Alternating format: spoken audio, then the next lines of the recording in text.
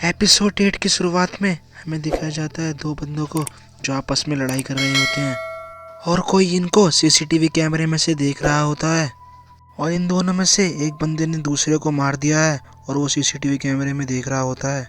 फिर पुलिस को उनमें से एक की डेड बॉडी मिलती है और उसको उनके कपड़े देखकर लगता है कि ये कोई फाइनेंस कंपनी में जॉब करता होगा। तो उस तभी वहाँ पे एड को उसके मुंह में से एक अंगूठा मिलता है। तो पुलिस फिर ऐसे बंदे को ढूंढती है जिसका हाल ही में अंगूठे का इलाज हुआ हो। फिर हमें पेंगुइन को दिखाया जाता है, वो किसी एक लेडी से उसके कंधे पे लगा ब्रोंज छीनता है और वो ब्रोंज लेकर सीधा फिश मुनी के पास जाता है, उसको गिफ्ट देता है।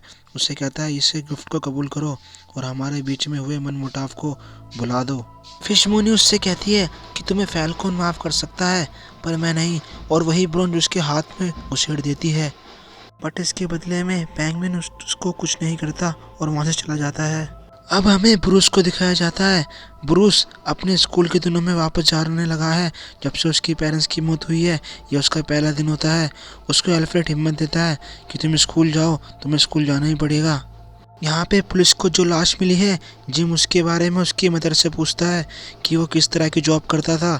उसकी माँ बताती है वो एक कॉफ़ी शॉप में काम करता था पर वो एक फाइनेंस में जॉब ढूंढ रहा था। उसने हाल ही में इंटरव्यू भी दिया था। हार्वी अपनी बॉस एसन से कहता है कि अब जिम को कोई पसंद नहीं करता पूरे पुलिस स्टेशन में। सब लोग उससे चिढ़ते हैं क्योंकि उसने फैल्कन के खिलाफ बोलना शुरू कर दिया है। नेक्स्ट सीन में हार्वी और जिम अंडरवर्ल्ड डॉक्टर के पास जाते हैं। वो उससे पूछते हैं क्या कोई बिना अंगूठे वाला बंदा तुम्हारे पास इलाज कराने आया था। तो वो उसको पहले शुरू में मना करता है पर बाद में उन्हें एक कार्ड देता है जो उसकी जेब से रह गया था। उस कार्ड पर सायोनिस इन्वेस्टमेंट लिखा होता है। जिम अब अपने वापस घर पे आया होता है। वो बारबरा से मिलता है। बारबरा जो कि बहुत डिप्रेस है, वो उस इंसिडेंट से बहुत डिप्रेशन में है जो उसके साथ फैल्कन किया। वो इतनी डरी हुई है कि उसने अपने पास में एक गन भी रखी हुई है। फिर अगले सीन में हमें दिखाया जाता है उसी लोकेशन को जो हमें शुरू में दिखाई गई थी। यहाँ पे दो बंदे एक सेल में बंद होते हैं और एक मास्क वाला बंदा उन्हें वहाँ पे आके दो मास्क दे देता है। नेक्स्ट मॉर्निंग में जिम वापस अपनी जॉब पे जा रहा होता है। बारबरा उसे कहती है कि तुम अपनी गन यहीं छोड़ दो। जिम अपनी गन फिर उसके कहने पे वहीं छोड़ देता है। फिर अगले सीन में हमें दिखाया जाता है ब्रूस अपने दोस्तों के साथ बैठा होता है।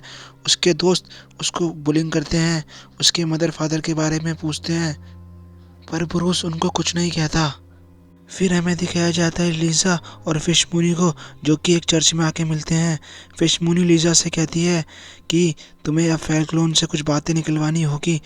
तुम्हें उसके कबर्ड में जो पेपर हैं उसके लास्ट 2 पेजेस प्रिंट करने होंगे और मैंने तुम्हें एक शीशी दी है, उसमें वो बेहोश होने की दवाई है जिससे कि वो बेहोश हो जाएगा और तुम्हें अपना काम करना होगा। नेक्स्ट सीन में जिम और हार्वी उसी कंपनी में जाते हैं जिस कंपनी का उनको कार्ड मिला था। वो वहाँ पे देखते हैं कि सब एम्प्लॉय के चेहरे पे डेंट होते हैं, किसी के आँख पे, किसी के गाल पे। उसके बाद वो कंपनी के ओनर मिस्टर सायोनिस से मिलते हैं।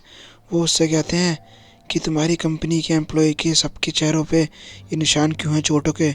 वो उसे बताता है कि हमारी कंपनी बहुत ज़्यादा फुटबॉल और टेनिस खेलती है इसलिए उनकी चोट लग जाती है। इस बात से जिम को उस पर शक हो जाता है पर वो उसको प्रूफ नहीं कर पाता। फिर जिम जब उसके ऑफिस से बाहर आ रहा होता है तो वो देखता है कि ज़मीन पे खून पड़ा है और वो खून के निशान बाथरूम तक जाते हैं। तब वो निशानों को फॉलो करता है। वही बंदा मिलता है जिसका अंगूठा कटा हुआ होता है।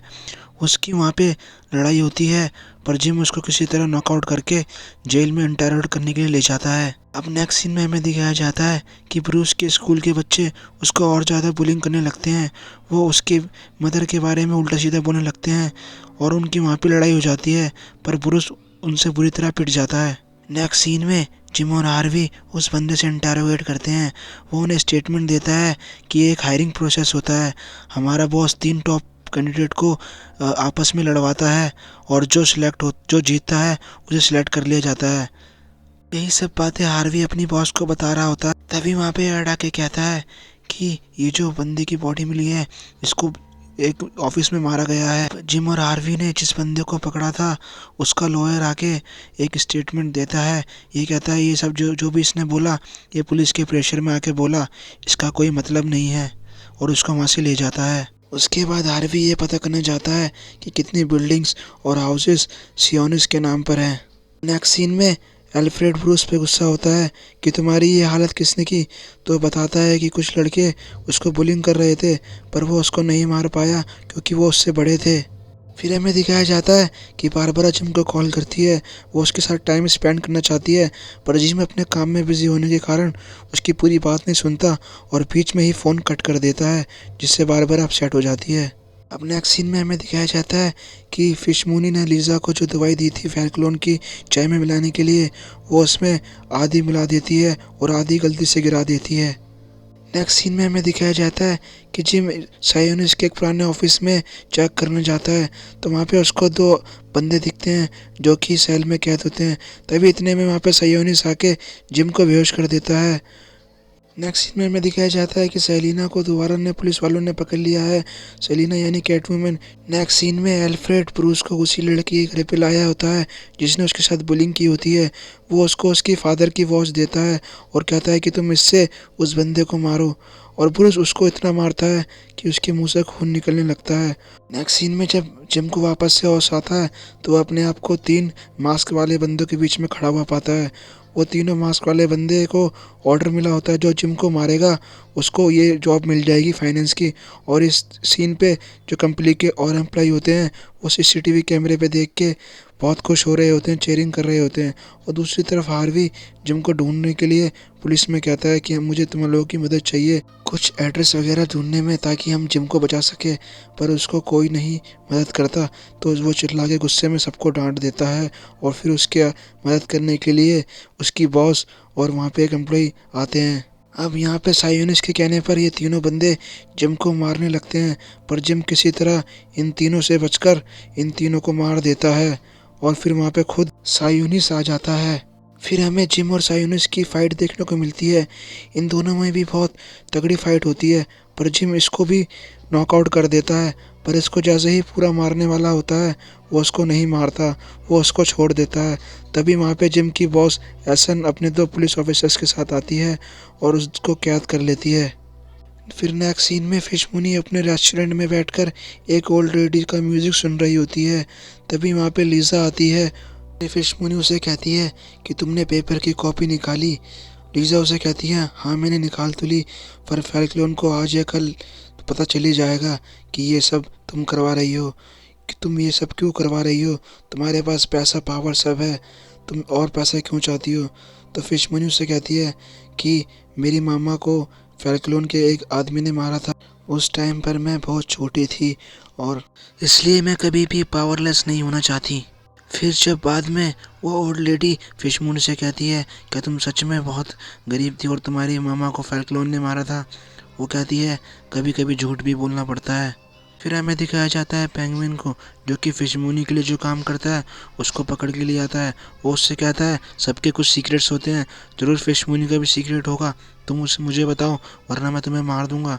तो वो उसको बताता है कि फिशमूनी ने किसी को फैल्कलोन के पास भेजा है, अब वो कौन है मुझे नहीं पता। फिर नेक्स्ट सीन में जिम जब बारबरा को कॉल करता है तो वो उसका कॉल पिक नहीं करती और उसका फ़ोन काट देती है। फिर जिम के पास उसका ऑफिस का एक कुलीग आके कहता है कि तुमसे कोई लेडीज मिलना चाहती है, उसका नाम कैट है। फिर वो सेलिना को अपनी कस्टडी में ले लेता है। फिर नेक्स्ट सीन में हमें ब्रूस को दिखाया जाता है, वो एल्फ्रेड से कहता है कि जब मैं उस लड़के को मार रहा था तो मैं उसे को एंजॉय कर रहा था, मुझे अब फाइट सीखनी है, तो क्या तुम मुझे फाइट सिखाओगे। फिर यहीं पे ये एपिसोड ख़त्म होता है। दोस्तों आपको एपिसोड कैसा लगा मुझे ज़रूर बताना, और दोस्तों प्लीज़ मेरे चैनल को सब्सक्राइब कर देना, प्लीज़ प्लीज़।